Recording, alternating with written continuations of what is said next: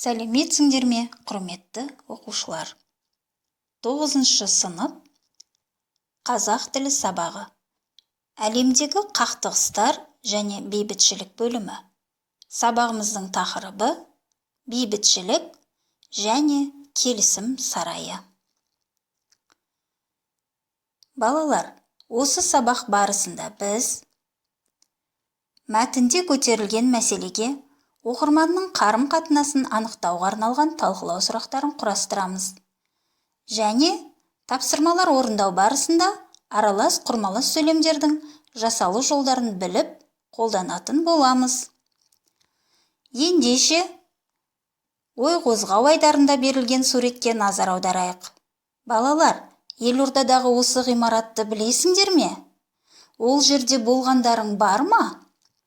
Ғимараттың атқаратын қызметі туралы пікірлерің мен болжамдарыңды ұсыныңдар.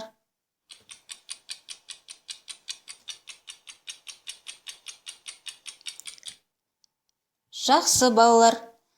Бейбітшілік және келісім сарайы туралы тереңірек білу үшін бейнежазбаға назар аударайық. Бұл ғимарат Астанадағы ең көрікті нысанның бірі. Идея авторы елбасы Нұрсұлтан Әбішұлы Назарбаев. Ал атақты ұлыбританиялық сәулетші Норман Фостер бұл идеяны жүзеге асырды. Бейбітшілік және келісім сарайы небәрі 13 айда бой көтерді.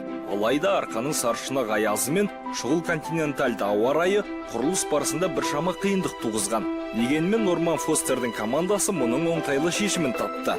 Яғни іргетасын жазда қалады. Ең қызығы пирамида қозғалмалы плиталардың үстінде орнатылған.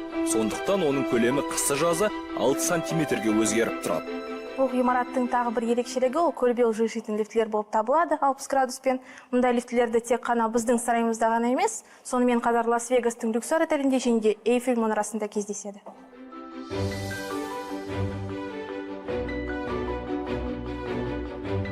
Бірінші қабатта орналасқан опера залы архитектуралық жағынан әлемдік стандарттарға сай келетін бірегей зал. Зал 1302 орынға арналған және де сахнаның техникалық қамтамасыз етілуі ерекше. Күрделі деген қойылымдарды сахналауға мүмкіндік мол.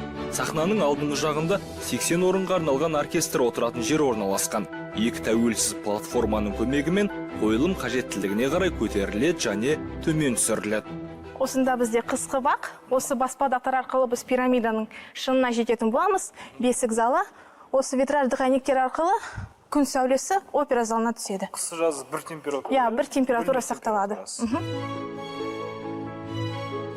Бесікке ұқсайтын залдың тіреулері адам қолын бейнелейді. Ол бейбітшілік пен келісімнің бар әлемнің тыныштығын білдіреді. Бүгін мен бейбітшілік және келісім сарайының экскурсияны тамашаладым. Экскурсия өте жақсы өтті. Жалпы ғимараттың ішкі құрылысымен таныстым. Опера залын тамашаладым. Одан кейін 3-ші қабатта орналасқан атриум залы, 8-ші қабатта бесік залымен таныстым. Мұндағы 5 жедел сатының 60 градусқа қозғалатынын айттық. Ал сарайдағы жалғыз тігінен көтерілетін президент лифтісі. Ол 8-ші қабаттан бесік залына дейін көтерілуге қолданылады. Бесік зал деп аталады, ең әдемі зал деп санаймын, өйткені бесік залда әйнектерде бізде көгершіндер бейнеленген. Әйнектерде мен 130 көгершін көрдім, өйткені олар көрсетеді 130 ұлт өкілдерін біздің Қазақстанда тұрып жатқан.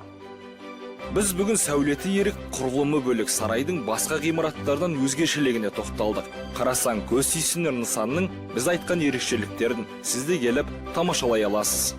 Еркін Съезұлы, Нұржан Құлтанбай, арнайы Таңшолпан үшін. Жақсы балалар. Бейнежазбадағы негізгі ақпаратты есімізге сақтап, бірінші тапсырманы орындаймыз. Балалар, бейнежазбада көтерілген мәселеге оқырманның қарым-қатынасын анықтауға арналған талқылау сұрақтарын құрастырыңдар. Үлгі ретінде төмендегі сұрақтарды ұсынамын.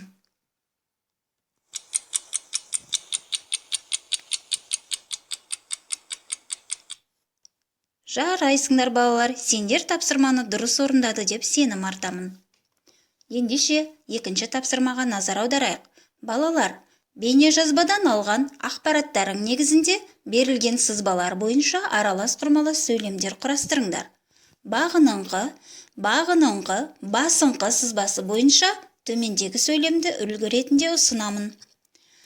Ғимарат экстерьері пирамида түрінде болса, баяндаушы шартты райлы етістіктен болып бағына байланысып тұр.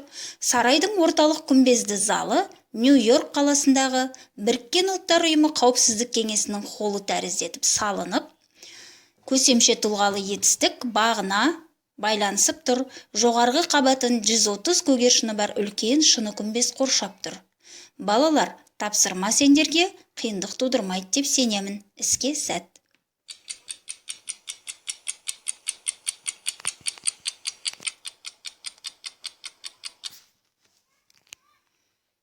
Жарайсыңдар балалар. Сендер тапсырманы қиналмай орындады деп сенемін. Балалар, сабақты қорытындылай келе, әрбір азамат біздің жеріміздегі бейбітшілік пен келісімнің сақталуына жауапкершілікті сезінуі керек деп ойлаймын. Бұл Қазақстан болашағының кілті. Біздің қазақстандық жол бейбітшілік, келісім мен даму жолы. Дамудың сыры бірлікте, табыстың сыры тірлікте екенін ұмытпайық, балалар.